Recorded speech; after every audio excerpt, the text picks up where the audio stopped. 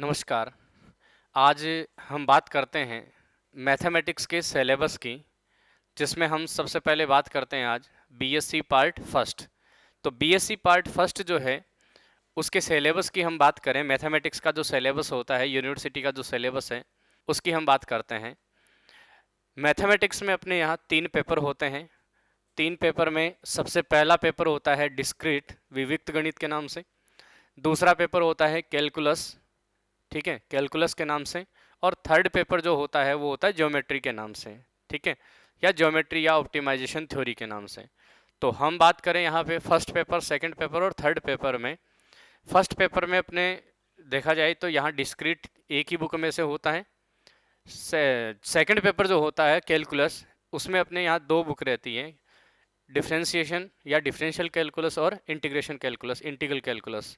और third paper जो है उसमें अपने यहाँ पे जो 3 बुक है, और तीनों बुक में अगर हम बात करें तो पोलर इक्वेशन के नाम से हैं, सेकंड जो है वो 3D के नाम से है, और थर्ड जो है वो है ऑप्टिमाइजेशन थ्योरी के नाम से। जिसमें फर्स्ट जो बुक है थर्ड पेपर की पोलर इक्वेशन, वो इस सत्र में हटा दी है यहाँ। तो अब हमारे केवल 2 ही है, एक 3D के नाम से है और एक ऑप्टिमाइजेशन थ्योरी के नाम से है, ठीक है। तो यहाँ थर्ड पेपर में भी 2 बुक है, सेकंड पेपर में 2 बुक है, और फर्स्ट पेपर में जो है वो एक ही बुक है अपने यहाँ डिस्क्रीट के नाम से। तो बात करें हम इनके सिलेबस की, ओके। तो सिलेबस में सबसे पहले अपन बात करें अपने फर्स्ट पेपर की, फर्स्ट पेपर मतलब डिस्क्रीट की। तो डिस्क्रीट में यहाँ पेपर का जो पैटर्न होता है पता है अपने को, 5 यूनिट का होता है।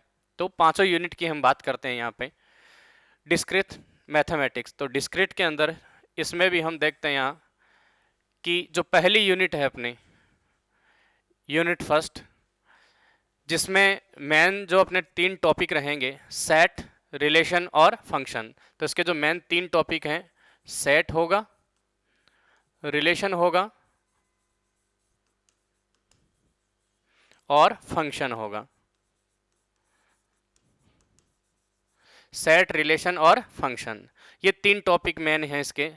तो सेट में, सेट क्या होता है, किस प्रकार से इसको डिफाइन करते हैं, या फिर इसकी ऑपरेशंस जो हैं वो सारे इसमें अपन पढ़ेंगे। इसमें अपन पहला टॉपिक अगर बात करें सेट कार्डिनलिटी, तो सेट कार्डिनलिटी का मतलब है यहाँ पे समुच्चयों की गणनता, गणनीय समुच्चय है कि नहीं है, या अगणनीय है, परिमित है कि नहीं है, अपरिमित है, इस प्रकार की इसमें इसका प्रिंसिपल है कोई। नेक्स्ट है अपना principal of inclusion and exclusion, इसे कहा जाता है आविष्टि अपवर्जन सिद्धांत के नाम से जाना जाता है, आविष्टि अपवर्जन सिद्धांत। इसका मतलब कि जो समुच्चय होते हैं, समुच्चयों के अंदर आविष्टि अपवर्जन सिद्धांत के नाम से इसको जाना जाता है। समुच्चयों के अंदर क्या होता है कि जैसे यूनियन के, इंटरसेक्शन के जो ऑपरेशंस होते हैं उनके ऊपर डिपेंडेड अगर अपन मैथमेटिकली कैलकुलेशन के जो क्वेश्चन पूछे जाते हैं, जो समस्याएं होती हैं, उनको अगर अपन यूनियन इंटरसेक्शन से सोल्व करें तो इस सिद्धांत के अकॉर्डिंग सोल्व करते हैं। जैसे ए यूनियन बी का हुआ, ए यूनियन बी, ठीक है, number of A union B, या number of A union B union C, तो 2 के लिए, 3 के लिए, इस प्रकार से। तो इसके ऊपर जो डिपेंडेंट क्वेश्चन है इनको हम क्या कहते हैं, आविष्टि अपवर्जन सिद्धांत में यूज करते हैं। N number of A union B का मतलब होता है number of A plus number of B minus number of A intersection B के रूप में। ऐसे A union B union C का भी फॉर्मूला होता है, ठीक है। तो ये है आविष्टि अपवर्जन सिद्धांत, इस टॉपिक में हम पढ़ेंगे।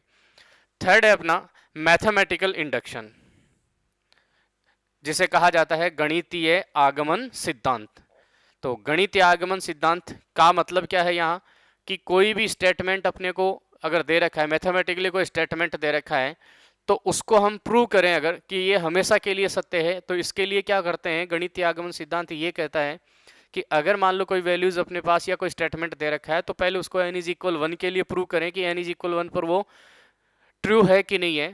फिर हम मिड वाली जितनी भी संख्या है, जैसे n इज इक्वल के लिए है, ठीक है, तो उसके लिए n इज इक्वल के लिए अपन उसको सत्य मान के चलते हैं सेकंड स्टेटमेंट में, और थर्ड में n इज इक्वल के प्लस 1 के लिए उसको हम सत्य सिद्ध करते हैं, ट्रू बनाते हैं। अगर वो n इज इक्वल के प्लस 1 के लिए सत्य होता है तो हम कह सकते हैं कि ये जो स्टेटमेंट दे रखा है वो हमेशा के लिए सत्य है। जैसे हमने कहा कि कहीं पे लिखा हुआ 1 + 2 + 3 डॉट डॉट n तक का टोटल होता है, हमें पता है n × n + 1/2 के रूप में लेते हैं अपन। तो ये एक स्टेटमेंट है, मैथमेटिकल स्टेटमेंट की 1 से लेकर n तक की प्राकृत संख्याओं का योग ये होता है n इंटू एन प्लस 1/2। तो इस स्टेटमेंट को प्रूव करने के लिए सबसे पहले n इज इक्वल 1 के लिए प्रूव करते हैं कि यहाँ इसका फर्स्ट स्टेप, और इसमें n इज इक्वल 1 पुट करके देखें इक्वल आ रहा है कि नहीं आ रहा। फिर n इज इक्वल के लिए इसको सत्य मान के चलते हैं, और उसी की सत्यता के आधार पर हम n is equal k plus 1 के लिए इसको सत्य सिद्ध करते हैं। तो ये है अपना गणितीय आगमन सिद्धांत। इसके बाद में हम बात करें गणितीय आगमन सिद्धांत के बाद में तीसरा जो टॉपिक है अपना, तीसरा टॉपिक दे रखा है रिलेशंस एंड फंक्शंस। तो हमने कहा कि सेट, ये तो सेट के डिपेंडेंट थे सेट पे, रिलेशन एंड फंक्शंस। अब रिलेशंस में रिलेशंस क्या होते हैं, कितने प्रकार या किस किस प्रकार के होते हैं, कौन कौन से इसके नाम होते हैं, ठीक है। और स्वतुल्य संबंध है, सम्मित है, संक्रामक है, इस प्रकार के कई प्रकार के संबंध होते हैं। तो ये संबंध रिलेशन की हम बात करेंगे। और इसके बाद में आता है फंक्शंस। तो फंक्शंस के अंदर भी ऐसा ही कुछ है। फंक्शन में जैसे एकीकी फलन, आच्छादक फलन, फलन क्या होता है, कितने प्रकार के होते हैं, कौन कौन से इसके टाइप होते हैं, उनकी हम इसमें बात करते हैं, ठीक है। तो रिलेशन एंड फंक्शंस। और फिर इसके बाद में आता है बाइनरी रिलेशंस। देखो बाइनरी रिलेशन द्विआधारी संक्रिया किसे बोला जाता है, तो द्विआधारी, एक तो होता है संक्रिया नॉर्मल ऑपरेशन की हम बात करें, और एक होता है बाइनरी ऑपरेशन या बाइनरी, यहाँ रिलेशंस की बात कर रहा है ये। तो बाइनरी रिलेशन, तो बाइनरी ऑपरेशंस जो होते हैं, बाइनरी ऑपरेशन की अगर मैं बात करूं यहाँ पे कि अगर मान लो कोई सेट है, उसके कोई दो एलिमेंट लिए जाएं और उनमें अगर कोई ऑपरेशन अप्लाई करने पर आने वाला जो एलिमेंट है या नया बनने वाला जो एलिमेंट है वो अगर उसी सेट का होता है, तो उस ऑपरेशन को उस सेट में हम बाइनरी ऑपरेशन बोलते हैं। यहाँ बात हो रही है बाइनरी रिलेशन की, तो द्विआधारी संबंध की हम बात करेंगे। फिर इसके बाद में इक्विवेलेंस रिलेशंस, तुल्यता संबंध, ठीक है, जो एक एक की आच्छादक, वो प्रकारों में ही हम बात करेंगे कि जो उसके प्रकार होते हैं उन्हीं प्रकारों में हम यहाँ रिलेशंस की बात करेंगे। इक्विवेलेंस रिलेशन, तुल्यता संबंध इसको बोला जाता है, एंड पार्टीशंस कि उसके पार्ट जो होंगे। तो ये हमारी यूनिट फर्स्ट के टॉपिक होंगे। तो इसमें मेनली जो टॉपिक है सेट, रिलेशन और फंक्शंस। तो कंप्लीटली सेट, रिलेशन, फंक्शन को हम कंप्लीट करेंगे। इसमें जो एक्स्ट्रा टॉपिक है, एक तो अपना मैथमेटिकल इंडक्शन है, इंपॉर्टेंट टॉपिक है ये। इसका क्वेश्चन जो है एग्जाम में 100% एक होता ही रहता है पेपर में, मैथमेटिकल इंडक्शन का। और इसके बाद में principle of inclusion and exclusion, आविष्टि अपवर्जन सिद्धांत में से, ठीक है। तो ये इसके टॉपिक रहेंगे। तो ये तो है अपनी यूनिट फर्स्ट। इसके बाद में हम बात करते हैं इसकी यूनिट सेकंड की। तो यूनिट सेकंड भी इसका ही कुछ पार्ट है, जो सेट, रिलेशन, हम फंक्शन हमने पढ़ा है, थोड़ा पार्ट इसका रहेगा। और इसके बाद में अपने एक टॉपिक चलता है बूलियन अलजेब्रा के नाम से, बूलिय बीजगणित के नाम से। तो उसका एक पार्ट है, पूरा चैप्टर है बूलियन अलजेब्रा के नाम से, बूलिय बीजगणित के नाम से, ठीक है। तो उसमें से अपन लेंगे। तो पहला है पार्शियल ऑर्डर रिलेशंस, आंशिक क्रम संबंध। तो ये संबंध का ही एक प्रकार है आंशिक क्रम संबंध, इसके बारे में पढ़ेंगे। एंड लैटिक्स, जालक। तो ये जालक भी रिलेशन का ही एक प्रकार है जिसमें कुछ स्पेशल कंडीशंस होती हैं। तो पार्शियल ऑर्डर रिलेशन, आंशिक क्रम संबंध और लैटिक्स, जालक। Chain and anti chains, chain जो है श्रृंखला और प्रति श्रृंखला, श्रृंखला और प्रति श्रृंखला, ये भी एक टॉपिक है। पिजियन हॉल प्रिंसिपल, इसे बोला जाता है कपॉत कॉस्ट सिद्धांत, कपॉत कॉस्ट सिद्धांत। एक नॉर्मल एक सिद्धांत है कपॉत कॉस्ट सिद्धांत, कि अगर मान लो कि कितने कॉस्ट अगर खाली हो तो उसमें आने वाली कपौत क्या कहें अपन, आने वाले एलिमेंट की जो संख्या है उसके ऊपर डिपेंडेड ये एक प्रिंसिपल दे रखा है, पिजियन हॉल प्रिंसिपल, कपौत कॉस्ट सिद्धांत के रूप में। ओके, फिर है बूलियन अलजेब्रा। तो यहाँ से स्टार्ट हो जाता है अपना बूलियन अलजेब्रा। बूलियन अलजेब्रा के अंदर, बूलिय बीजगणित के अंदर लैटिक्स, जालक दे रखा है, एंड एल्जेब्रिक स्ट्रक्चर। इसकी जो एल्जेब्रिक स्ट्रक्चर होती है, तो बूलियन अलजेब्रा की जो एल्जेब्रिक स्ट्रक्चर होती है, इसमें एक सेट रहता है, ठीक है। सेट के बाद में इसके ऑपरेशंस रहते हैं, और ऑपरेशंस के बाद में इसमें तीन ऑपरेशंस मोस्टली इसमें लेते हैं अपन यहाँ पे, ठीक है। तो जैसे बी प्लस डॉट पूरक, इस तरीके से, यहाँ बी यूनियन, इंटरसेक्शन, और फिर इसके बाद में हम इसके बाद में पूरक भी, कॉम्प्लीमेंट भी लेते हैं। तो यूनियन, इंटरसेक्शन, कॉम्प्लीमेंट और फिर 0 और 1 साथ में लेते हुए इसका एल्जेब्रिक स्ट्रक्चर बनाते हैं। वो अपन यहाँ पे जब पढ़ते हैं इसमें, उसमें अपन अच्छे से क्लियर करेंगे। तो एल्जेब्रिक स्ट्रक्चर इसकी क्या होती है, बूलियन अलजेब्रा की, बूलियन बीजगणित को कैसे दर्शाते हैं, और इसके बारे में ड्युअलिटी। तो बूलियन अलजेब्रा में ड्युअलिटी, द्वैतता बोलते हैं इसको, द्वैतता। डिस्ट्रीब्यूटिव एंड कॉम्प्लीमेंटेड लैटेक्स, तो डिस्ट्रीब्यूटिव एंड कॉम्प्लीमेंटेड लैटेक्स ये जालक का ही प्रकार है। बूलियन लैटेक्स, बूलियन जालक क्या होता है इसके बारे में पढ़ेंगे। और इसके बाद में इसका एक मोस्ट इंपॉर्टेंट टॉपिक है यहाँ पे ये, जिसका एक क्वेश्चन 100% एग्जाम में रहता ही रहता है, Boolean functions and Boolean expressions, बूलिय फलन और उनका बूलिय विस्तार। तो यहाँ इसमें दो प्रकार के विस्तार आएंगे, एक तो संयोजन और एक वियोजन के रूप में, कि संयोजन ये रूप में लिखें, ठीक है, और डीएनएफ रूप और सीएनएफ रूप। तो यहाँ पे Boolean function and Boolean expression, तो ये एक इसका मोस्ट इंपॉर्टेंट टॉपिक है। तो हमारा जो टॉपिक है बूलियन अलजेब्रा, एक पूरा चैप्टर है, एक तो इसमें एक इंपॉर्टेंट है ये पूरा, बाकी के ये छोटे छोटे पॉइंट हैं, यहाँ चेन एंड एंटी चेन्स है, कपोथ कॉस्ट, पिजियन हॉल प्रिंसिपल है, ठीक है, ऐसे पार्शियल ऑर्डर रिलेशंस हैं एंड लेटिक्स हैं। तो ये बाकी छोटे टॉपिक हैं, इसमें एक मेन टॉपिक यही है बूलियन अलजेब्रा। तो इसी को अपन यहाँ अच्छे से क्लियर करते हैं। ओके, थर्ड यूनिट जो है, थर्ड यूनिट में क्या है, logic and propositional calculus, logic and propositional calculus, तर्क एवं साध्य कलन बोलते हैं इसको, तर्क एवं साध्य कलन। तर्क एवं साध्य कलन का मतलब क्या होता है कि कोई कथन है या तर्क है, इसकी कैलकुलेशन कैसे करते हैं हम, इसके बारे में ज़्यादा मोस्टली यहाँ पे बताया गया है। इसमें टेबुलेशन फॉर्म या टेबल बना के किसी स्टेटमेंट की हम सत्यता की, सत्य होने की जांच करते हैं, ठीक है। उसमें अपन कुछ बीच में ऑपरेटर पढ़ेंगे, संयोजन, वियोजन, इस प्रकार के। तो तर्क एवं साध्य कलन, तर्क क्या होता है, कथन क्या होता है, तर्क क्या होता है, ठीक है, एक सेंटेंस होता है वो क्या होता है, तो सेंटेंस जिसका एक अर्थ होता है वो एक सेंटेंस होता है। लेकिन तर्क जो होता है वो तर्क क्या होता है, तर्क किसको कहते हैं अपन, जो हमेशा के लिए या तो सत्य हो या हमेशा के लिए असत्य हो। कोई भी अपन स्टेटमेंट दें, उसको या तो वो हो तो हमेशा के लिए सत्य हो, और या हो तो हमेशा के लिए असत्य हो, उसमें संभावना ही नहीं होती, इसको हम तर्क या कथन बोल सकते हैं। तो उसी के बारे में हम यहाँ पर पढ़ेंगे लॉजिक एंड प्रोपोजिशनल कैलकुलस में। फिर इसके बाद में सिंपल, साधारण एंड कंपाउंड प्रोपोजिशंस, मतलब सिंपल साधारण जो प्रोपोजिशंस है, साधारण कथन क्या होते हैं, कंपाउंड जो है, ठीक है, संयुक्त कथन, कंपाउंड प्रोपोजिशंस जो है संयुक्त कथन इनको बोलते हैं, जो दो सेंटेंस से मिलकर बनता है या दो कथनों से मिलकर बनता है, उसको हम संयुक्त कथन कह सकते हैं। कि जैसे राम जयपुर जाता है और सीता बाग में जाती है, अगर अपन ऐसा एग्जाम्पल में लें, तो यहाँ दो सेंटेंस को अपन ने और के द्वारा ऐड किया है, और के द्वारा ऐड किया है, तो यहाँ और जो है वो संयोजन का काम कर रहा है, तो ये होता है compound propositions. Okay, compound proposition कहें, संयुक्त कथन बोलते हैं इसको। फिर इसके बाद में इसके बेसिक लॉजिकल ऑपरेशंस हैं, वही लॉजिकल ऑपरेशंस एंड और, ठीक है, इस तरीके के से ये इसी तरीके से इसके कुछ लॉजिकल ऑपरेशंस इसमें यूज करते हैं। ट्रुथ टेबल्स, ये इंपॉर्टेंट है, यहाँ हर स्टेटमेंट की एक ट्रुथ टेबल होती है, उसकी ट्रुथ टेबल हम टी एफ इस रूप में अपन बनाए हैं, यहाँ पे इस रूप में बनाते हैं।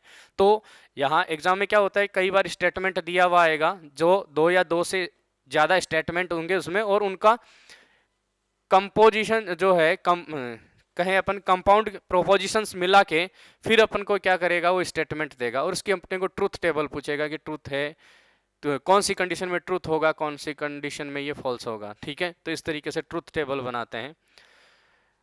और इसी का एक टॉपिक है ये टोटोलॉजीज एंड कॉन्ट्राडिक्शंस। और फिर इसके बाद में है प्रोपोजिशनल फंक्शंस, क्वांटिफायर्स, ठीक है, ये इस तरीके इसी के एक टॉपिक हैं। और इसके बाद में इसका एक टॉपिक रहेगा डिस्क्रीट न्यूमेरिक फंक्शन, ये भी एक अच्छा टॉपिक है इसका। न्यूमेरिक फंक्शंस में से भी क्वेश्चन एक हमेशा ही होता है। न्यूमेरिक फंक्शंस है, जनरेटिंग फंक्शंस है। न्यूमेरिक फंक्शंस को जनरेटिंग फंक्शन में चेंज करना, जनरेटिंग को न्यूमेरिक में चेंज करना, ठीक है। और recurrence relations and recurrence algorithm, ये इसका एक टॉपिक, इंपॉर्टेंट टॉपिक रहेगा। Linear recurrence relations with constant coefficients and their solutions. तो यहाँ पे जो अपने पास में लीनियर रिकरेंस रिलेशंस है विथ कांस्टेंट कोफिशिएंट, अचर गुणांकों के साथ में, और उनके अपन को क्या करने हैं, यहाँ पे सॉल्यूशन करने हैं। और solution by the method of generating function. Generating functions जो होते हैं, जनक फलन जो होते हैं, उनका सॉल्यूशन हम यहाँ पे पढ़ेंगे। तो इसमें जो टॉपिक है अपन यहाँ पे, इसमें 2 चैप्टर शामिल है। एक चैप्टर का नाम तो ये है, इसी के नाम से होगा, लॉजिक एंड प्रोपोजिशनल कैलकुलस के नाम से एक चैप्टर तो ये पूरा है, और एक जनरेटिंग फंक्शंस के नाम से एक चैप्टर ये है। अगर बुक की अगर मैं बात करूं तो एक चैप्टर तो जनरेटिंग फंक्शन है, तो आगे के सारे टॉपिक इस जनरेटिंग फंक्शन के ही होंगे, और ये ऊपर वाले जो टॉपिक है वो सारे इस चैप्टर के हैं, लॉजिक एंड प्रोपोजिशनल कैलकुलस के।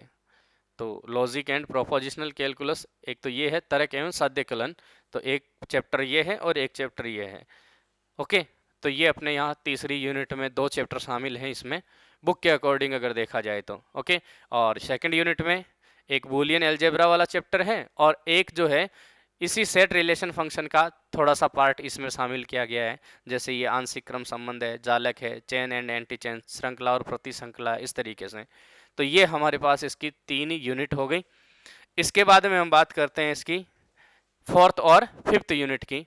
तो 4th यूनिट में basic concept of graph theory, graph क्या होता है, किस किस प्रकार का होता है, कैसे कैसे इनके नाम लिखे जाते हैं, बनाए कैसे जाते हैं, ठीक है। तो इन सभी के बारे में हम यहाँ पे पढ़ते हैं। तो वैसे चैप्टर का जो नाम होता है वो मेन यही है अपना, ग्राफ थ्योरी या basic concept of graph theory. इसमें अलग अलग टॉपिक होंगे, टाइप ऑफ ग्राफ, ग्राफ के प्रकार में जब पढ़ेंगे अपन, कनेक्टेड ग्राफ है ये, ठीक है। कनेक्टेड ग्राफ के बाद में रेगुलर ग्राफ है, और रेगुलर ग्राफ, प्लेनर ग्राफ, ये ग्राफ के प्रकार है यहाँ पे। तो ग्राफों के प्रकार के बारे में पढ़ेंगे। वॉक किसे कहते हैं, ये पथ क्या होता है, सर्किट जो है, सर्किट क्या होता है, ठीक है, परिपथ जिसको हम बोलते हैं, परिपथ। तो ये ग्राफ के ही प्रकार हैं यहाँ पे, कनेक्टेड ग्राफ है, रेगुलर ग्राफ है, प्लेनर ग्राफ है, वॉक है, पाथ है, सर्किट्स है, ठीक है। इसके बाद में इसका एक टॉपिक आता है most important, shortest path problem, और इसका एक क्वेश्चन एग्जाम में रहता ही रहता है, जिसके अंदर अपने को क्या कर रहा, एक ग्राफ दिया हुआ होता है, और उस ग्राफ के अंदर एक बिंदु से दूसरे बिंदु तक, और ग्राफ जो होता है वो होता है वेट ग्राफ, भारित ग्राफ जिसको हम बोलते हैं यहाँ पे। उसमें प्रत्येक लाइन का भार अपने को दिया गया होता है, और उसमें ये पूछा जाता है कि इसको एक बिंदु से, कोई बिंदु जैसे ग्राफ का दिया, इस बिंदु से दूसरे बिंदु तक जाने के लिए मिनिमम दूरी कौन सी हो सकती है। तो ग्राफ में बहुत सारी रेखाएं होती है, तो हम किधर से भी ले सकते हैं, लेकिन उसमें शॉर्टेस्ट पाथ जो है या शॉर्टेस्ट जो पथ है उसका हमको चयन करना होता है। तो ये एक प्रॉब्लम, शॉर्टेस्ट पाथ प्रॉब्लम, ये एक इंपॉर्टेंट टॉपिक है इसका, जिसका एक क्वेश्चन 100% एग्जाम में पूछा जाता है। फिर इसके बाद में है ऑपरेशंस ऑन ग्राफ्स, ग्राफ के ऊपर जो है वो संक्रियाएं कौन कौन सी है, यूनियन है, 2 ग्राफों का यूनियन, 2 ग्राफों का इंटरसेक्शन, ज्वाइन है, ठीक है, मल्टीप्लाई करना है, प्रोडक्ट्स है। तो इस तरीके से ये ग्राफों के अंदर कुछ संक्रियाएं यहाँ पे लगाई गई है, जिसमें 2 ग्राफ दिए गए होंगे और उनके बीच का उनका यूनियन क्या होगा, ज्वाइन क्या होगा, या फिर प्रोडक्ट गुणनफल क्या होगा। तो इस तरीके से ये ग्राफ का तो पूरा चैप्टर जो है वो है ग्राफ थ्योरी के नाम से है, ये इसमें 4th यूनिट में शामिल है अपना। ओके, इसके बाद में आता है अपना यूनिट नंबर 5। यूनिट नंबर 5 में इसी का थोड़ा सा पार्ट है, मैट्रिक्स रिप्रेजेंटेशन ऑफ ग्राफ, किसी ग्राफ को मैट्रिक्स रूप में रिप्रेजेंट करना, दर्शाना, जिसके अंदर एडजेंसी मैट्रिक्स है, फिर इंसाइडेंसेज मैट्रिक्स है, इंसिडेंसेज मैट्रिक्स है, ठीक है। तो किसी भी ग्राफ को मैट्रिक्स में रिप्रेजेंट करें तो एडजेंसी मैट्रिक्स हुआ, फिर इंसिडेंसेज मैट्रिक्स हुआ, ठीक है। तो ये इसी का पार्ट है, ग्राफ का ही पार्ट है ये तीनों टॉपिक मैट्रिक्स रिप्रेजेंटेशन में। तो एक तो ये और इंसिडेंसेज मैट्रिक्स, ये दो अपने पास में इसके मैट्रिक्स के रूप रहेंगे। इसके बाद में एक नया चैप्टर आता है अपना, जो चैप्टर का नाम ही अपना क्या रहेगा, ट्री। ये चैप्टर का नाम है, अलग चैप्टर है ये ट्री। ट्री क्या होता है, तो ट्री एक ग्राफ ही है, यहाँ वो पेड़ की बात नहीं कर रहे हैं हम, ये एक ग्राफ का ही प्रकार है, लेकिन इसकी की एक स्पेशल कंडीशन होती है इस ग्राफ की। तो ट्री यहाँ पे अलग चैप्टर है। तो ट्री के अंदर स्पैनिंग ट्री, ठीक है, ये ट्री का प्रकार होगा, मिनिमम स्पैनिंग ट्री, ओके। और फिर इसके बाद में डिस्टेंस बिटवीन वर्टिक्स, शीर्षों के बीच की दूरियां। ये ग्राफ इसी ट्री के बारे में है कि ट्री का अगर कोई ग्राफ अपने को दे रखा है तो उसमें दो वर्टेक्स के बीच की डिस्टेंस क्या होगी, centre of a tree, tree का केंद्र क्या है, इसके बारे में पढ़ेंगे। बाइनरी ट्री, द्विआधारी या फिर अपन कहे द्विचर वृक्ष जो होता है, द्विचर वृक्ष बोलते हैं इसको।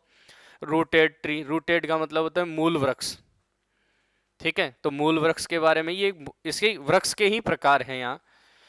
हैमिल्टोनियन एंड आइलर ग्राफ, तो हैमिल्टोनियन और आइलर ग्राफ ये भी ग्राफ का एक प्रकार है, हालांकि ये है इसी में चैप्टर में, लेकिन इसको इसमें शामिल किया गया है, ग्राफ थ्योरी में है लेकिन शामिल इसको किया गया है यूनिट नंबर 5 में। तो ये आइलर और हैमिल्टोनियन ग्राफ जो है वो दोनों शामिल यूनिट नंबर 5 में है।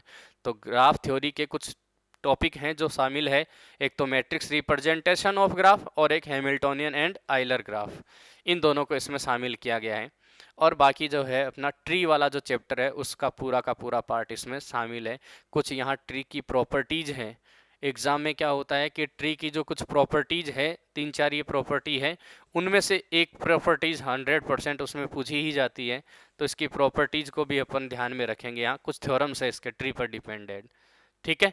तो इस तरीके से हमारे पास ये अपने डिस्क्रिट मैथमेटिक्स का जो पेपर है वो 5 यूनिट में डिवाइड किया गया है। तो सेट रिलेशन फंक्शंस पहली यूनिट है जो कंप्लीटली कवर होती है। सेकंड यूनिट बूलियन अलजेब्रा है, तो बूलियन अलजेब्रा से लेंगे अपन। थर्ड यूनिट हमने देखी, तो थर्ड यूनिट के अंदर लॉजिक एंड प्रोपोजिशनल कैलकुलस में तर्क एंड साध्यकलन और एक जनरेटिंग फंक्शन, दो चैप्टर इसमें शामिल है। फोर्थ यूनिट है इसमें ग्राफ थ्योरी से है पूरा का पूरा। फिफ्थ चैप्टर जो फिफ्थ यूनिट है वो ग्राफ थ्योरी और ट्री इन दोनों को मिला के बनाया गया है। तो मैंने चैप्टर्स के जो नाम है वो आपको बताए हैं यहाँ, उनको अगर क्लियर करेंगे तो अपना जो यूनिट है, पांचों यूनिट या अपन का पेपर जो है वो अच्छे से क्लियर हो जाएगा, ठीक है। इस तरीके से ये अपना पहला पेपर हुआ, ओके। अब हम बात करते हैं अपने सेकंड पेपर की, कैलकुलस की। कैलकुलस में यहाँ अपने दो बुक हैं, डिफरेंशियल कैलकुलस और इंटीग्रल कैलकुलस। तो बात करें अपन सेकंड पेपर की, सेकंड पेपर कैलकुलस। कैलकुलस के अंदर देखें तो जो शुरू की 3 यूनिट होती है वो डिफरेंशियल कैलकुलस में से रहती है। और डिफरेंशियल कैलकुलस में से कौन कौन सी है, तो सबसे पहला है अपना टॉपिक है यूनिट फर्स्ट की। अगर मैं बात करूँ तो यूनिट फर्स्ट में derivative of length of an arc, derivative of the length of an arc मतलब चाप का अवकलज। ये चैप्टर ही है पूरा, चाप का अवकलज। तो चाप का अवकलज, चाप को यहाँ एस से डिनोट करते हैं और उसका अवकलन तो हम यहाँ पे d s by d x, d s by d y इनके बारे में यहाँ पे पढ़ेंगे। चाप दे रखा है उसके अवकलज के बारे में, चाप का अवकलज। फिर इसके बाद में आता है पेडल इक्वेशन, पदिक समीकरण। तो समीकरणों के जो हमने प्रकार पढ़े होते हैं, हमें पता है कोई भी कर्व का इक्वेशन होता है वो कार्तीय रूप में होता है, पोलर फॉर्म में होता है, ठीक है। Cartesian form, polar form, parametric form, प्राचलिक रूप। ऐसे ही यहाँ पे एक रूप और होता है पेडल इक्वेशन के नाम से, पदिक समीकरण के नाम से। तो किसी भी कर्व की इक्वेशन को उसका पेडल इक्वेशन हम बनाएं, पदिक समीकरण बनाएं तो कैसे बनाएंगे, तो इसमें इस टॉपिक में ये भी पूरा एक टॉपिक है जो इसी चैप्टर का है, चाप का अवकलज एवं पदिक समीकरण। ये पूरा एक चैप्टर है अपना, इसमें ये दो टॉपिक हैं, चाप का अवकलज और पदिक समीकरण। किसी भी कर्व का पेडल इक्वेशन क्या होता है, पदिक समीकरण कैसे बनाते हैं, ठीक है। इसके बाद में आता है कर्वेचर, ये अलग टॉपिक है या फिर मैं कहूँ अलग चैप्टर है अपना, वक्रता। या वक्रता त्रिज्या भी बोलते हैं इसको, वक्रता, जिसमें इसके बहुत सारे फॉर्मूले हैं। वक्रता को हम यहाँ रो से डिनोट करते हैं, वक्रता त्रिज्या को। और रो की वैल्यू कैसे कैसे बनाएंगे, तो अलग अलग रूप में दे रखी है। यहाँ कार्टेशियन फॉर्म में अगर कर्व हो तो उसकी रो की वैल्यू कैसे होगी, ऐसे ही फिर उसके बाद में पैरामेट्रिक फॉर्म में हो तो उसकी कर्वेचर क्या होगी, पैरामेट्रिक के बाद में अगर पेडल इक्वेशन में हो, या फिर और भी कई सारे रूप है, पैरामेट्रिक फॉर्म में, पोलर फॉर्म में है, ठीक है। तो इसमें इसके फॉर्मूले दे रखे हैं, उन फॉर्मूले पे डिपेंडेड क्वेश्चंस भी होंगे। सेंटर ऑफ कर्वेचर, वक्रता केंद्र, वक्रता त्रिज्या अगर है तो अपने को पता है अगर त्रिज्या है तो सेंटर भी होगा, तो वक्रता केंद्र, वक्रता केंद्र की वैल्यू कैसे निकालते हैं, उसका सेंटर कहाँ होता है, उसके कोऑर्डिनेट कैसे निकाले जाते हैं, वो इसमें पढ़ा जाता है। और कॉर्ड ऑफ कर्वेचर, वक्रता जीवा,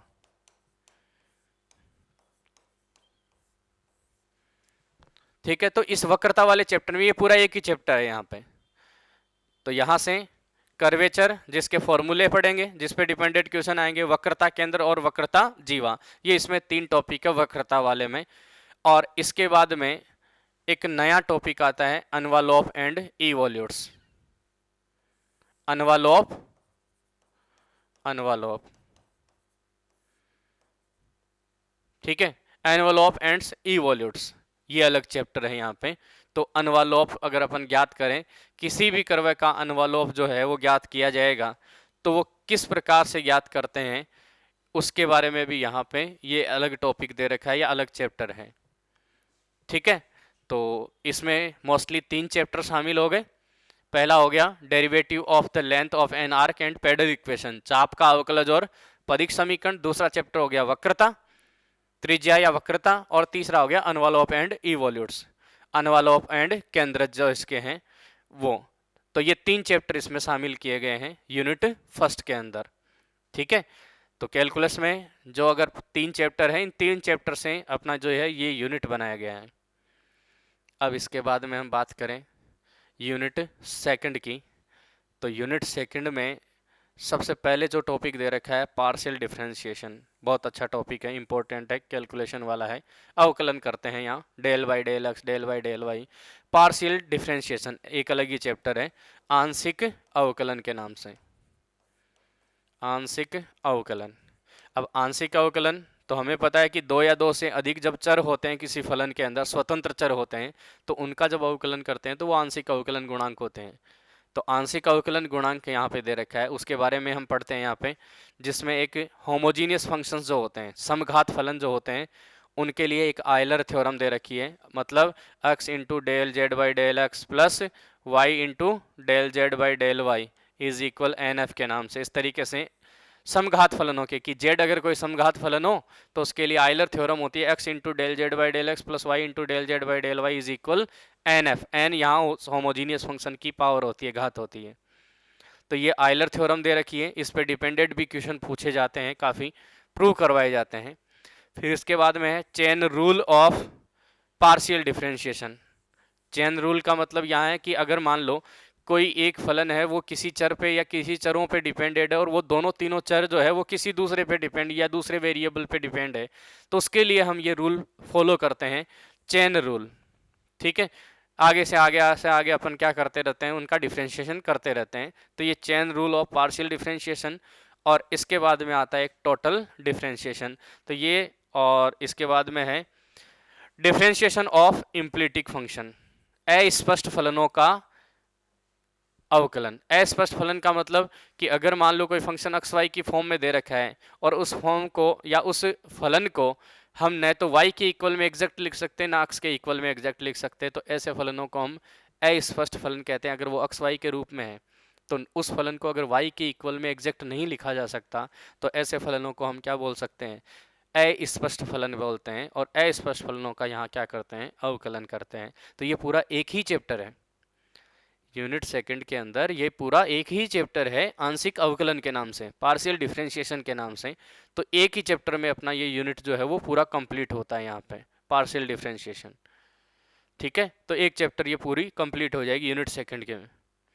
इसके बाद में यूनिट थर्ड के में बात करता हूँ।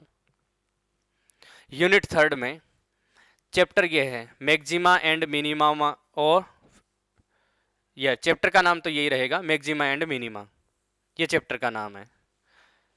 लेकिन इसमें सिंगल फंक्शंस भी है और डबल फंक्शन के भी हैं, या सॉरी डबल वेरिएबल वाले फंक्शन के भी हैं। तो यहाँ केवल अगले ने पूछा है maxima and minima of functions of two variables, दो चर जो हैं, दो चरों वाले फलनों के लिए मैक्सिमा और मिनिमा, उच्चिष्ट और निम्निष्ट मान ज्ञात करना। तो उसके मैक्सिमम वैल्यू और मिनिमम वैल्यू कैसे बनाते हैं।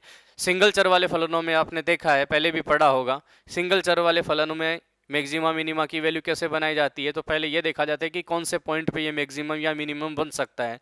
तो जब जैसे कोई फंक्शन है एफ एक्स, उसका हम एफ डेस एक्स बनाते हैं, एफ डबल डेस एक्स बनाते हैं। एफ डेस एक्स को इक्वल जीरो करते हुए एक्स की वैल्यूज बनाई जाती है, बिंदु बना लिए जाते हैं। उन सभी बिंदु जो हैं, एक्स के जो बिंदु हैं, उनको सबको एफ डबल डेस एक्स में पुट करते हैं।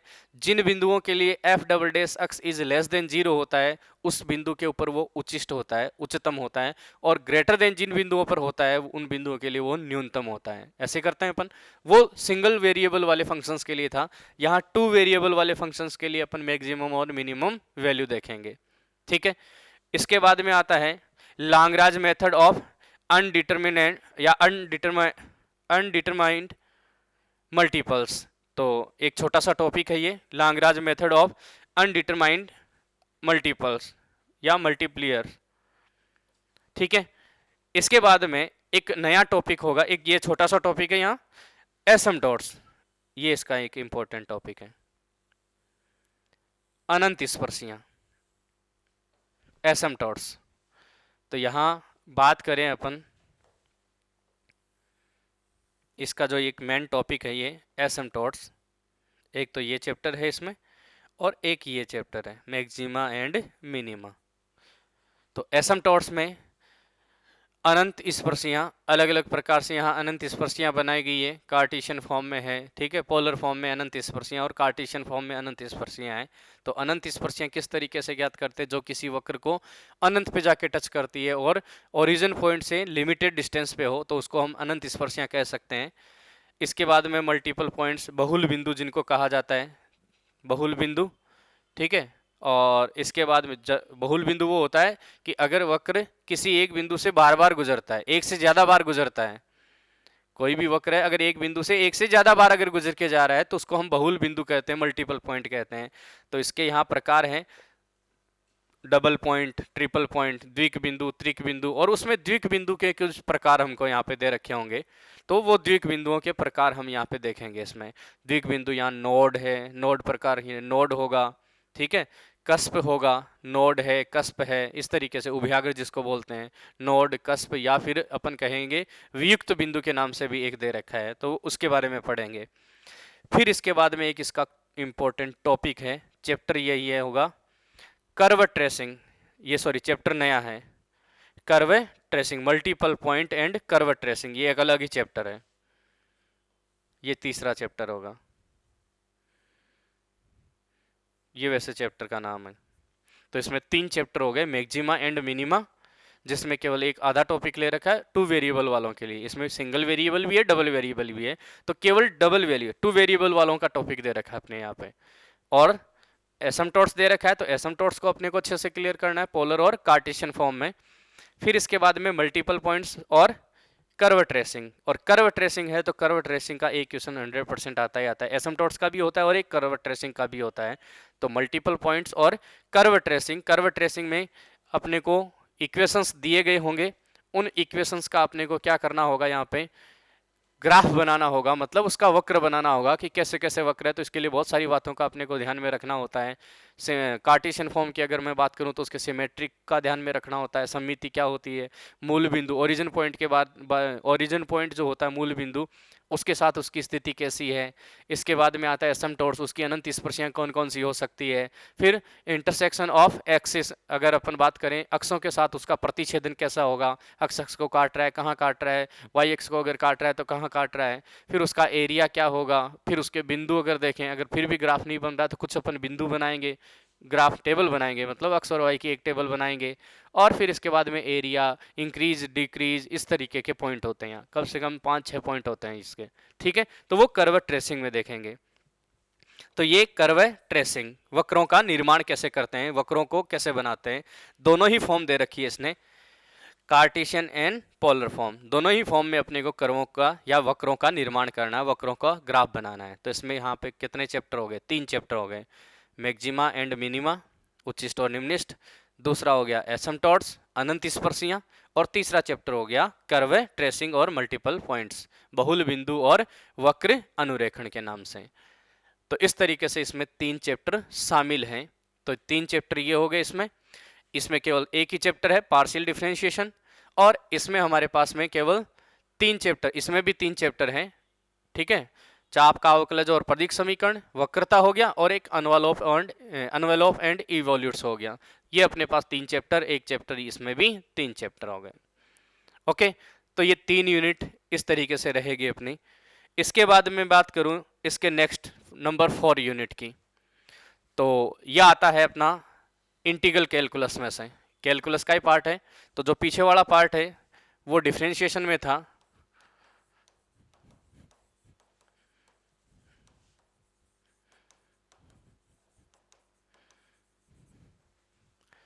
या डिफरेंशियल कैलकुलस अपन कहें,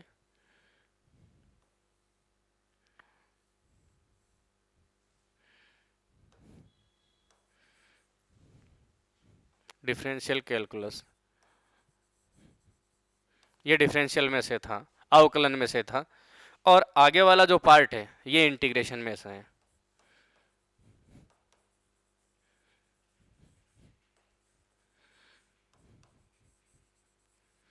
ये इंटीग्रेशन में से होगा, इंटीग्रल कैलकुलस में से, समाकलन में से है। ओके, तो समाकलन में जो पहला पार्ट रहेगा, या फिर अपन ये कहें यूनिट 4 का जो पहला टॉपिक है बीटा एंड गामा फंक्शन, ये 2 प्रकार के इंटीग्रल फंक्शन होता है, बीटा फलन और गामा फलन। गामा फलन होता है वो एक इन्फिनिटी फंक्शन होता है जिसकी लिमिट होती है 0 टू इनफाइनाइट x की पावर n-1 e की पावर -x dx, इस प्रकार का, जिसको हम यहाँ गामा n के नाम से लिखते हैं। गामा एन बराबर ई की 0 टू इन्फिनिटी, अगर ऐसा कहीं पे आए तो उसको हम सीधा गामा एन के रूप में लिख सकते हैं। और गामा यहाँ पे इसकी वैल्यू जो है वो कैसे बनाई जाती है, तो गामा के लिए कुछ इंपॉर्टेंट फॉर्मूले दे रखे हैं, gamma n plus 1 is equal n gamma n होता है, या फिर मैं इसको एन फैक्टोरियल के रूप में भी लिख सकता हूँ। तो इस तरीके से इसकी किसी इंटीग्रेशन का शॉर्ट में मान कैसे निकाला जाता है, गामा फंक्शन यहाँ पे डिफाइन करता है।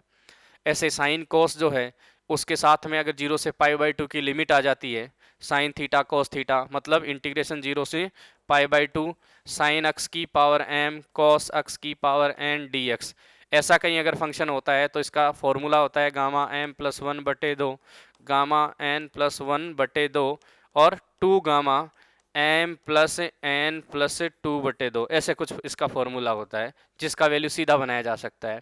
अब गामा का मान कैसे लिखते हैं, तो गामा के अंदर, अगर गामा के अंदर यहाँ पे अगर पूर्णांक है, धनात्मक पूर्णांक है यहाँ, तो उसका जो वैल्यू होता है वो उससे एक कम फैक्टोरियल के बराबर होता है। जैसे गामा 10 का मान 9 फैक्टोरियल, गामा 8 का मान 7 फैक्टोरियल, इस तरीके से। और अगर मान लो किसी के बट्टे में 2 है तो उसका जो गामा की वैल्यू बनाते हैं तो उससे एक कम करके फिर अपन स्टार्ट करते हैं, और कम करते करते लास्ट में जैसे 1/2 आ जाता है तो 1/2 के मल्टीप्लाई में √π ले लेते हैं। √π क्यों लेते हैं, तो उसका एक रीजन है यहाँ पे, क्योंकि गामा 1/2 की वैल्यू √π होती है, √π के रूप में। गामा 1 की वैल्यू 1 होती है, गामा 2 की वैल्यू 1 होती है, और ऐसे 0 और नेगेटिव जो पूर्णांक इंटीजर है उनका गामा अनडिफाइन होता है, ठीक है, उनका गामा नहीं होता, परिभाषित नहीं होता। तो इस तरीके से हम गामा फलन की हम बात करेंगे इसमें। तो इसमें 2 प्रकार के फलन दे रखे हैं, एक तो गामा फलन और एक बीटा फलन। बीटा फलन भी कुछ ऐसा ही है, इंटीग्रेशन 0 टू 1 ऐसा ही दे रखा है, x की पावर n-1 या m-1 कर देता हूँ, 1 माइनस x की पावर n-1 dx, ऐसे कुछ दे रखा है। इसी को हम bmn के नाम से जानते हैं, बीटा mn के नाम से जानते हैं। तो ये बीटा फलन के नाम से होता है। तो ये दोनों इंटीग्रल फंक्शन है जिनको हम गामा और बीटा फलन कहते हैं। ओके, इन बीटा और गामा फलन के अंदर इसके बारे में और इसके इंटीग्रेशन में यूज क्या क्या हो सकते हैं, तो कई इंटीग्रेशन है जिनको हम बीटा और गामा फलन से सोलो सीधा कर सकते हैं बिना इंटीग्रेशन किए हुए गामा फलन के द्वारा।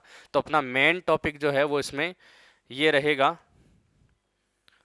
बीटा एंड गामा फंक्शन, यही इसका चैप्टर का नाम है, beta function and gamma function. Reduction फॉर्मूले, चेंज करने वाले इसके फॉर्मूले हैं, सिंपल स्टैंडर्ड फॉर्मूले हैं, ठीक है, रिडक्शन फॉर्मूलों में। फिर इसके बाद में है डबल इंटीग्रेशन, इसी का पार्ट है डबल इंटीग्रल, सॉरी नया चैप्टर है डबल और ट्रिपल इंटीग्रल, ठीक है। तो डबल और ट्रिपल इंटीग्रल ये दो अलग चैप्टर है डबल इंटीग्रेशन में, जिसमें हम डबल इंटीग्रेशन के बारे में, जिसमें फंक्शन होगा एफ ऑफ एक्स वाई, ये एरिया के रूप में होगा डी एक्स डी वाई के रूप में। तो double integration f of x y d x d y के बारे में डबल इंटीग्रेशन है, दोनों ही फॉर्म में दे रखा है, Cartesian and polar form. Polar form में क्या होगा, डबल इंटीग्रेशन हो जाएगा, एफ ऑफ आर थीटा होगा, और यहाँ से डी एक्स डी वाई जो है उसको हम R D theta D R के रूप में लिखते हैं। ये डबल इंटीग्रेशन किस रूप में होता है, पोलर फॉर्म में, और ये डबल इंटीग्रेशन होता है कार्टेशियन फॉर्म में। इस तरीके से हम डबल इंटीग्रेशन की बात करेंगे। इसमें दो प्रकार के हैं, पोलर फॉर्म में और कार्टेशियन फॉर्म में। Change of order of integration, change of order का मतलब यहाँ कि समाकलनों में क्रम परिवर्तन अगर करें, क्रम परिवर्तन का मतलब है कि अगर डी एक्स डी वाई को डी वाई डी एक्स बनाया जाए तो इसमें क्या क्या चेंजेज होते हैं, लिमिट में क्या परिवर्तन होते हैं, वो अपन इसके बारे में पढ़ेंगे। कई बार क्वेश्चन पूछा जाता है इसका, एक इंटीग्रेशन दे दिया जाता है, फलन कोई भी हो कोई फर्क नहीं पड़ता, डी एक्स डी वाई अगर लिखा है तो उसका ऑर्डर चेंज करेंगे, तो उसको डी वाई डी एक्स अगर बनाएंगे तो उसका जो डायग्राम हम बना रहे हैं, उसके जो पार्टीशन हम ले रहे हैं उसमें परिवर्तन हो जाते हैं, लिमिट बदल जाती है। क्यों? क्योंकि हमको पता है फर्स्ट लिमिट जो होती है, उसकी लिमिट जो होती है वो लाइनों से होती है, रेखाओं से होती है, और सेकंड इंटीग्रेशन की लिमिट हमेशा वक्रों से होती है। तो जब ये पलट जाएंगे तो ऐसी कंडीशन में लिमिट भी बदल जाएगी। ओके, तो इस तरीके से हम यहाँ पे change of order of integration इसके टॉपिक के बारे में पढ़ेंगे। इसके बाद में आता है triple integral and Dirichlet integral. Triple integral त्रिसमाकलन, इसे वॉल्यूम इंटीग्रल भी बोला जाता है। Triple integrate v f of x y z d x d y d z, इस तरीके का ट्रिपल इंटीग्रेशन होता है ये। और इस ट्रिपल इंटीग्रेशन का सॉल्यूशन वही, सबसे पहले जेड के रेस्पेक्ट, फिर वाई के, फिर एक्स के, इस तरीके से इसका ट्रिपल इंटीग्रेशन करते हैं। और रही बात ड्रिखलेट इंटीग्रल, ये ट्रिपल इंटीग्रल का ही एक पार्ट होता है, स्पेशल फॉर्म होता है, कि जिसके अंदर ट्रिपल इंटीग्रेशन में हमारे पास वैल्यू आ गई यहाँ पे कि triple integrate okay v x की power l minus one, y की power m minus one, z की पावर एन माइनस वन, ऐसे d x d y d z. तो हम इसको शॉर्ट में लिख सकते हैं यहाँ gamma l gamma m gamma n upon gamma l plus m plus n plus one के रूप में इसका सॉल्यूशन कर सकते हैं। शर्त यही है कि जहाँ एरिया वी जो है ना वो क्या होना चाहिए, तो वी जो एरिया है वो होना चाहिए x is greater than equal zero, y is greater than equal zero, z is greater than equal zero, और इसके साथ साथ x plus y plus z is less than equal one. ये वी वाला एरिया होना चाहिए, तभी ये गामा फलन काम करेगा, या फिर ये ड्रिखले इंटीग्रल के नाम से जाना जाएगा। कि वी एरिया अगर ये हो और इंटीग्रेशन इस रूप में हो तो इसको हम बोलते हैं ड्रिखले इंटीग्रल, और इसकी वैल्यू जो होती है वो इसके बराबर होती है। ठीक है, तो ये हमारे पास में ड्रिखले इंटीग्रल का रूप होगा, और इसका सॉल्यूशन करने के लिए हम गामा फलन को यूज करेंगे। तो ट्रिपल इंटीग्रल और ड्रिखले इंटीग्रल, तो इसमें दो चैप्टर शामिल है अपने, एक तो है हमारे पास में बीटा फलन और एक गामा फलन दे रखा है, और बीटा फलन गामा फलन एक चैप्टर तो ये हो गया, और एक डबल एंड ट्रिपल इंटीग्रल ये एक चैप्टर हो गया अपना। तो दो चैप्टर इसमें शामिल है यहाँ पे। इसके बाद में बात आती है अपना नेक्स्ट यूनिट की, यूनिट नंबर 5। यूनिट नंबर 5 में क्या है कि इन दोनों का यूज करते हुए, किनका, डबल इंटीग्रेशन का और ट्रिपल इंटीग्रल का, इनका यूज करते हुए हम यहाँ एरिया, चाप एरिया है जो है वो, और इसके बाद में वॉल्यूम आयतन किस तरीके से ज्ञात कर सकते हैं। तो इसमें सबसे पहले तो आता है यूनिट नंबर 5 में एरिया, क्षेत्र कैसे ज्ञात करते हैं, रेक्टिफिकेशन, चाप कह सकते हैं अपन इसको, चाप कलन बोला जाता है। चाप की लंबाई, चाप की लंबाई इंटीग्रेशन के द्वारा कैसे, किसी वक्र की एक बिंदु से दूसरे बिंदु तक की लंबाई। फिर इसके बाद में ये एरिया है क्षेत्र, एरिया कैसे ज्ञात करेंगे, चाप कलन, चाप कैसे ज्ञात करेंगे। और ट्रिपल इंटीग्रेशन का यूज करते हुए हम बात करते हैं यहाँ पे volumes and surfaces of solids of evolution, कि अगर जो घूर्णन आकृतियां होती हैं, जो आकृतियां घूमने से जब बनते हैं, तो जो आकृतियां घूर्णन आकृतियां होती हैं उनका आयतन और पृष्ठ जो है वो कैसे बनाते हैं, तो आयतन और पृष्ठ, आयतन और पृष्ठ। तो ये यहाँ पे इसमें सेक्टर हो गया, अलग चैप्टर है ये, ठीक है। रेक्टिफिकेशन चापकलन अलग चैप्टर है, और वॉल्यूम एंड सरफेसेस ये अलग चैप्टर है। तो 3 चैप्टर इसमें भी शामिल है यहाँ, area, rectification and volumes and surfaces. तो ये 3 चैप्टर इसमें शामिल है। डबल इंटीग्रेशन और ट्रिपल इंटीग्रेशन के एप्लीकेशन सही है, ठीक है। एरिया बनाने के लिए, चाप बनाने के लिए, और आयतन और पृष्ठीय क्षेत्रफल बनाने के लिए या पृष्ठ बनाने के लिए। तो इसमें ये 3 चैप्टर हो गए। इसमें 2 चैप्टर हो गए, बीटा एंड गामा फंक्शन हो गया एक तो, और एक हो जाएगा अपने पास में यहाँ पे ये डबल एंड ट्रिपल इंटीग्रेशन, द्वि एंड त्रि समाकलन, एक चैप्टर ये हो गया, डबल एंड ट्रिपल इंटीग्रेशन। तो ये एक चैप्टर ये है, ठीक है।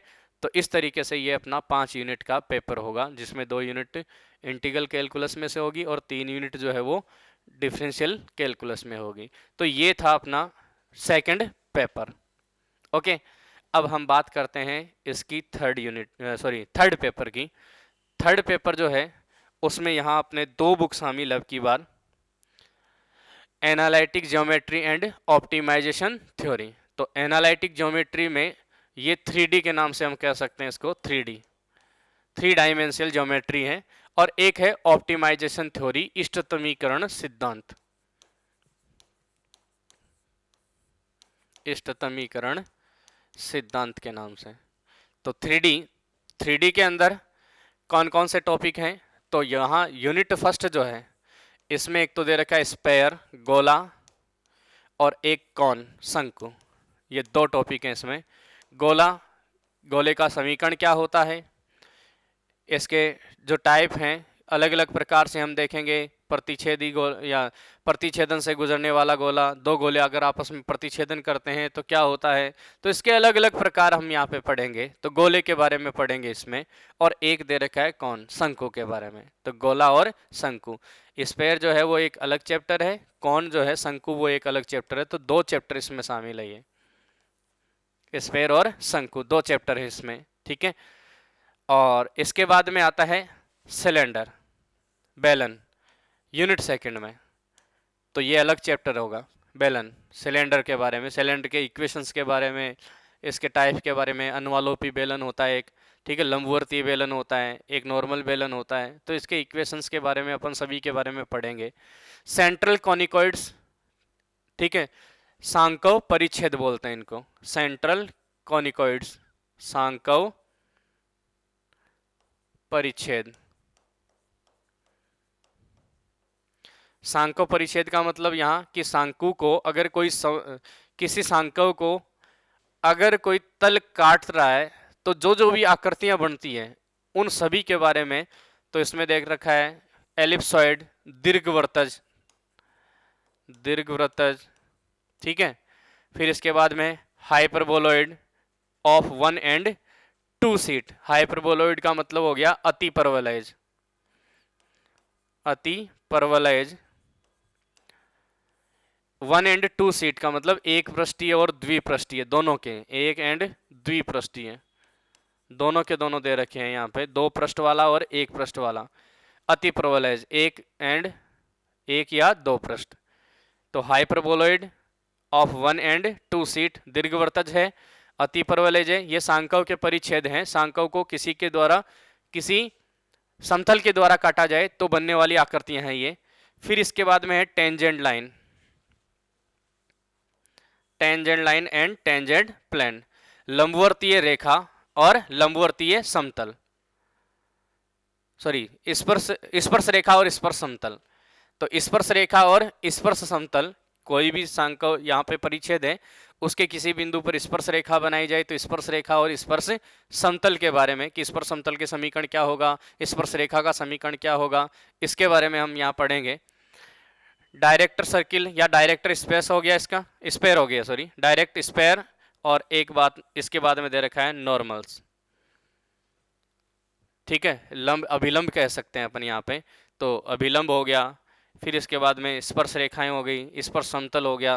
तो ये अपने पास में इसमें टोटल 2 चैप्टर शामिल हैं, एक तो सिलेंडर और एक है सेंट्रल कॉनिकॉइड्स, सांकव परिच्छेद। दो चैप्टर इसमें शामिल है, एक सिलेंडर है और एक सेंट्रल कॉनिकॉइड्स है, सांकव परिच्छेद, दो चैप्टर इसमें शामिल रहेंगे। ठीक है, तो यूनिट सेकंड के अंदर दो चैप्टर हैं, यूनिट फर्स्ट में भी दो चैप्टर थे, स्पेयर और कॉन, गोला और शंकु। इसके बाद में यूनिट सेकंड के अंदर बेलन है, इनके अंदर वही 3D आकृति हैं, तो इक्वेशंस क्या होंगे, अलग अलग टाइप के क्वेश्चंस इसमें देखेंगे अपन। सेंट्रल कॉनिकॉइड्स एक चैप्टर ये है, सांकव परिच्छेद। ठीक है, तो दो चैप्टर इसमें शामिल है यहाँ।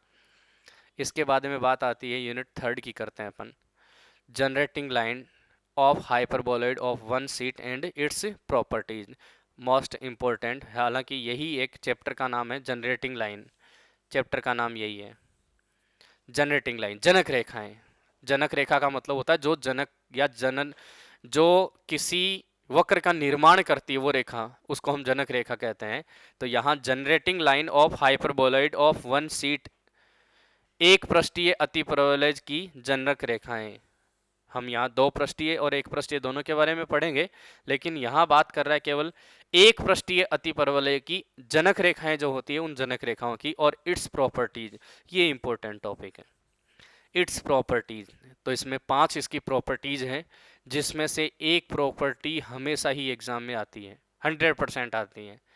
तो टोटल 5 प्रॉपर्टीज हैं इसमें, और उन पांचों में से एक प्रॉपर्टी हमेशा ही एग्जाम में पूछी जाती है। तो generating line of hyperboloid of one seat, एक पृष्ठीय अतिपरवलय के जो है वो जनक रेखा है, और इसकी या इसके गुणधर्म कह सकते हैं, इसकी प्रॉपर्टी जो है वो इसमें पूछी जाएगी।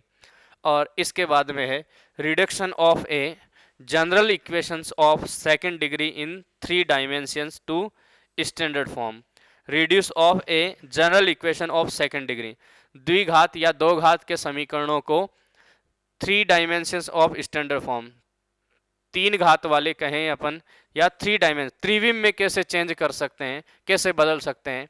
तो ये इसके बदलाव का रूप यहाँ पे अपने को दे रखा होगा। अगर अपन यहाँ पे इसको अगर कंप्लीट करते हैं तो भी अपनी यूनिट कंप्लीट हो सकती है। यहाँ पे generating line and hyperboloid of one and its properties. ठीक है, तो ये इसमें दो चैप्टर हैं, एक ये चैप्टर है और एक ये चैप्टर है, दो चैप्टर इसमें शामिल कर रखे हैं। तो फर्स्ट यूनिट में दो चैप्टर गोला शंकु हो गया, सेकंड चैप्टर में दो चैप्टर है, एक तो बेलन हो गया, एक सांकव परिच्छेद हो गया, और थर्ड चैप्टर में जनरेटिंग लाइन वाला चैप्टर, थर्ड यूनिट में जनरेटिंग लाइन है, और एक है reduction of a general equation of second degree in 3 dimensional to standard form. ठीक है, तो ये अपने पास में, या फिर अपन कहें रिडक्शन ऑफ जनरल इक्वेशन, ऐसे बोल सकते हैं। एक चैप्टर ये नया चैप्टर है अपना। तो इसमें ये 3 यूनिट है, तीनों यूनिट के अंदर अपने ये इस प्रकार से चैप्टर शामिल होंगे। इसके बाद में बात आते हैं अपनी यूनिट नंबर 4 और यूनिट नंबर 5 की। यूनिट नंबर 4 और यूनिट नंबर 5 को अगर देखें तो ये दोनों की दोनों जो अपनी नेक्स्ट बुक है, हमने दो बुक देखी, एक तो 3D, ये जो तीनों यूनिट हैं ये 3D में से हैं। ओके, और नेक्स्ट जो है उसको हम कह सकते हैं OT में से, ऑप्टिमाइजेशन थ्योरी, ऑप्टिमाइजेशन थ्योरी इसमें से रहेगी। सबसे पहला टॉपिक है LPP, linear programming problem, LPP बोलते हैं इसको शॉर्ट में हम, linear programming problem. Linear programming problem LPP, इसमें क्या होता है कि कोई भी जैसे नॉर्मल जो समस्याएं होती है उनको ग्राफ के द्वारा कैसे प्रूव करते हैं अपन, कैसे सिद्ध करते हैं, कैसे उसमें मिनिमम मैक्सिमम की वैल्यू बनाई जाती है ग्राफ के द्वारा, तो उसके द्वारा हम यहाँ पे लिखेंगे लीनियर प्रोग्रामिंग प्रॉब्लम बोलते हैं इसको, रैखिक प्रोग्रामन समस्याएं। ओके, फिर इसके बाद में आता है इनका बेसिक सॉल्यूशन, ये एक अच्छा टॉपिक है, आधारी हल बोलते हैं, आधारी हल, आधारी हल इसका क्वेश्चन पूछा जाता है मोस्टली। फिर है some basic properties and theorems of convex set, अवमुख समुच्चय होता है, अवमुख समुच्चय, अवमुख समुच्चय और इसके ऊपर आधारित अवमुख समुच्चय एंड इस पर कुछ बेसिक प्रॉपर्टीज है और कुछ थ्योरम्स हैं। तो अवमुख समुच्चय के बारे में एक टॉपिक ही है, ये इसी का पार्ट है। आधारी हल ये पहला चैप्टर है अपना, LPP कहने का मतलब एक चैप्टर अलग ही है ये, LPP रैखिक प्रोग्रामन समस्याएं। दूसरा चैप्टर है बेसिक सॉल्यूशन, आधारी हल, जिसमें ये टॉपिक अवमुख समुच्चय वगैरह उसी में होंगे। फंडामेंटल थ्योरम ऑफ LPP इसी का मूलभूत प्रमेय कह सकते हैं एलपीपी की, रैखिक प्रोग्राम समस्याओं की मूलभूत प्रमेय। थ्योरी ऑफ सिंप्लेक्स मेथड, ये एक मेथड है सिंप्लेक्स मेथड। सिंप्लेक्स मेथड कि किसी भी प्रॉब्लम को सिंप्लेक्स विधि से जब सोल्व करते हैं तो सिंप्लेक्स विधि में एक विधि है ये सोल्व करने की, मैक्सिमम और मिनिमम बनाने की। तो वो मैक्सिमम मिनिमम वैल्यू कैसे बनाया जाता है, तो इसका एक लंबा चौड़ा एक मेथड है जिसे सिंप्लेक्स मेथड बोला जाता है। ठीक है, सारणियाँ बना के इसका सॉल्यूशन करते हैं अपन, किसी भी प्रॉब्लम की टेबल बनाते हुए इसका सॉल्यूशन किया जाता है। तो theory of simplex method, simplex विधि इसमें दे रखी है। तो यहाँ पे ये 3 चैप्टर हो गए वैसे तो, पहला एलपीपी हो गया, दूसरा बेसिक सॉल्यूशन और तीसरा हो गया theory of simplex method. 3 chapter इसमें शामिल है। ठीक है, तो ये यूनिट नंबर 4 में एलपीपी, बेसिक सॉल्यूशन और सिंप्लेक्स मेथड। ओके, तो ये इसमें 3 मेनली चैप्टर होंगे इसमें। इसके बाद में बात आती है यूनिट नंबर 5 की, बात करते हैं अपन। इसमें सिंप्लेक्स मेथड का ही आगे का पार्ट है ड्युअलिटी, द्वैतता। जिसके द्वैतता किस प्रकार से बनती है, तो कोई समस्या उसकी द्वैत समस्या क्या होगी, ठीक है, उसका सॉल्यूशन कैसे है, तो उसका सॉल्यूशन भी सिंप्लेक्स मेथड से ही किया जाएगा। ओके, तो ये सिंप्लेक्स मेथड क्या होता है क्या नहीं, वो अपन क्लास में या फिर अपन कहें तो लेक्चर में देखेंगे। तो ड्युअलिटी जो है, द्वैतता, सिंप्लेक्स मेथड से सोल्व करते हैं। फंडामेंटल थ्योरम ऑफ ड्युअलिटी, ये इसकी एक थ्योरम है, मूलभूत प्रमेय, द्वैतता की मूलभूत प्रमेय। Properties and elementary theorems on duality, तो इसके कुछ गुणधर्म है और अवयवों के लिए कुछ थ्योरम्स दे रखे हैं ड्युअलिटी के लिए। असाइनमेंट प्रॉब्लम, तो ये यहाँ पे कुछ वर्क से लेकर या कुछ असाइनमेंट से लेकर कुछ प्रॉब्लम्स है जिनका सॉल्यूशन टेबल के अकॉर्डिंग हम करते हैं। और एक है ट्रांसपोर्टेशन प्रॉब्लम, परिवहन समस्याएं। तो परिवहन समस्या का मतलब अगर एक जगह से दूसरे जगह तक जाना है, अलग अलग तरीके से जाना है, उनके किराए से संबंधित देख लें, या फिर अपन ये कहें कि किसी गांव में सड़क निर्माण करनी है, पाइपलाइन डालनी है, तो उसके लिए अपने को मिनिमम से मिनिमम खर्चा हो, तो इसके लिए अपने पास में कौन सा होते हैं, असाइनमेंट प्रॉब्लम होती है। तो इस प्रकार की प्रॉब्लम का हम सॉल्यूशन करते हैं कि कम से कम खर्चा हो, इसके लिए क्या किया जाए, किस तरीके से जो है वो गांव में पाइपलाइन बिछाई जाए, अपने को कहाँ कहाँ पाइप देना है, कम से कम सभी के पास में पानी की आपूर्ति भी हो जाए। तो इस तरीके से असाइनमेंट प्रॉब्लम होती है ये। और एक है ट्रांसपोर्टेशन प्रॉब्लम, परिवहन समस्याएं। परिवहन समस्या का मतलब यही है कि मान लो किसी फैक्ट्री से डिस्ट्रीब्यूटर जो है, जितने भी रिटेलर डिस्ट्रीब्यूटर हैं, उनके पास में अगर सामान पहुंचाना है तो कम से कम खर्चे के अंदर कैसे कैसे अपन उनके पास में सामान पहुंचा सकते हैं, कम से कम खर्चा हो। तो इस प्रकार की समस्याएं इसके अंदर पूछी जाती है ट्रांसपोर्टेशन प्रॉब्लम के अंदर। तो यहाँ duality, fundamental theorem of duality, properties and elementary theorem of duality. तो ये ड्युअलिटी से द्वैतता एक अलग ही चैप्टर है। एक ये असाइनमेंट प्रॉब्लम और ट्रांसपोर्टेशन प्रॉब्लम, ये एक अलग चैप्टर है। तो इसमें 2 चैप्टर यहाँ शामिल रहेंगे। तो 2 चैप्टर इसमें है, 3 चैप्टर इसमें है। तो इस तरीके से ये, और ये दोनों के दोनों ओटी में से, ऑप्टिमाइजेशन थ्योरी में से हैं। इस तरीके से ये अपना जो थर्ड पेपर है वो रहेगा। इसकी टोटल 5 यूनिट होगी। ओके, तो ये है अपना बीएससी पार्ट फर्स्ट का सिलेबस। अब हम बात करते हैं, देखो इनके क्वेश्चंस जो पूछे जाते हैं या इनकी नंबरिंग की अगर मैं बात करूं, तो अपने जो तीनों पेपर होते हैं वो तीनों पेपर यहाँ 40 मार्क्स के होते हैं। मैथमेटिक्स की अगर मैं बात करूं तो तीनों पेपर जो है वो 40 मार्क्स के होते हैं। तो पहला पेपर हो, दूसरा पेपर हो, चाहे तीसरा पेपर हो, तीनों के तीनों जो पेपर हैं वो तीनों पेपर 40 मार्क्स के होते हैं। पेपर फर्स्ट, तो जो पेपर फर्स्ट होता है अपना, ऐसे पेपर सेकंड की बात करता हूं, पेपर सेकंड और पेपर थर्ड, 3 पेपर हैं ये। पेपर फर्स्ट जो है वो 40 मार्क्स का होता है, मार्क्स की अगर मैं बात करूं। सेकंड भी 40 मार्क्स का होता है और थर्ड भी 40 मार्क्स का होता है। तो 40 मार्क्स के रहेंगे ये।